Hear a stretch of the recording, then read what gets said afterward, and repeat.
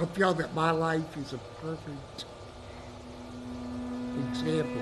The man behind me hasn't been able to breathe on his own since 1952.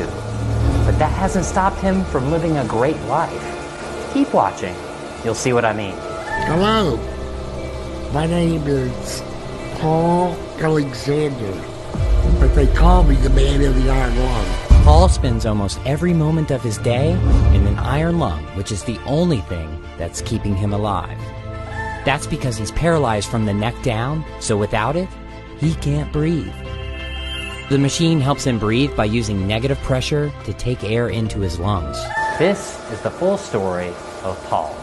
It all started when Paul caught the polio virus when he was just 6 years old, during one of the worst polio outbreaks in history. A time which feels all too familiar with today's coronavirus pandemic. People were wearing masks, offices, schools, and most of the world was shut down. What did it feel like when you first got polio? Well, I started feeling ill and plain. I ran inside to get Mom, and she turned and looked at me, and she said, "Oh my God, not my son." For the next 5 days, I lost everything. The ability to move, my legs would not hold me up, and then I couldn't breathe. He was at home under the care of his mom and dad, and they realized he wasn't breathing. They rushed him to the hospital, and the emergency room physician examined him and pronounced him dead. Sometime later, another doctor came through, picked me up, according to my mother, and ran upstairs with me, performed a tracheotomy, and put me in the iron lung. This would make anyone feel like giving up. But just wait, you'll see that that isn't the case. I didn't want to die, so I continued to fight. So Paul did everything he could to get better. He fought against polio every day.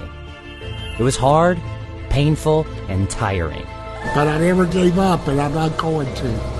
18 months later, he left the hospital and came to his residence in Dallas, Texas, but his life was never going to be the same. He couldn't play sports, he couldn't go to church, and he couldn't hang out with his friends.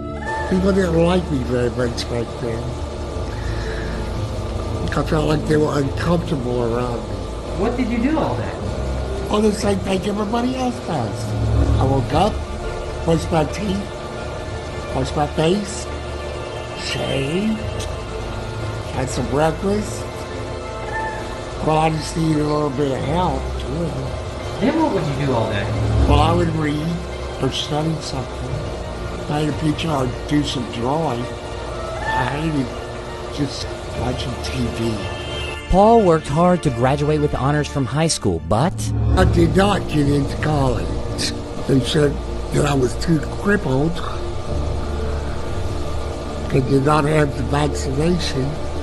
he didn't accept that. 2 years of tormenting them to death. They accepted me on 2 conditions. One, that I take the polio vaccine. And 2, that a fraternity would be responsible for me. Finally, something good happened. I wanted to be a lawyer for a long time. After years of hard work, Paul passed the bar and became a lawyer. And I was a pretty damn good one, too. But he didn't stop there.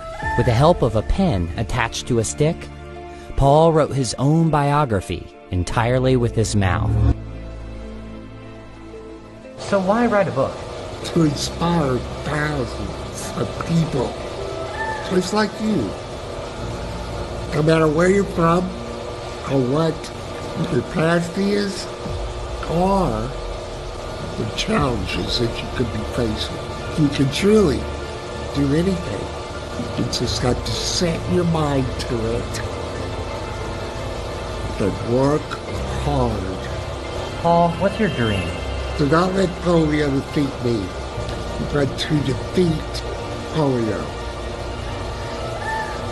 Therefore, I wanted to accomplish the things I was told I couldn't accomplish,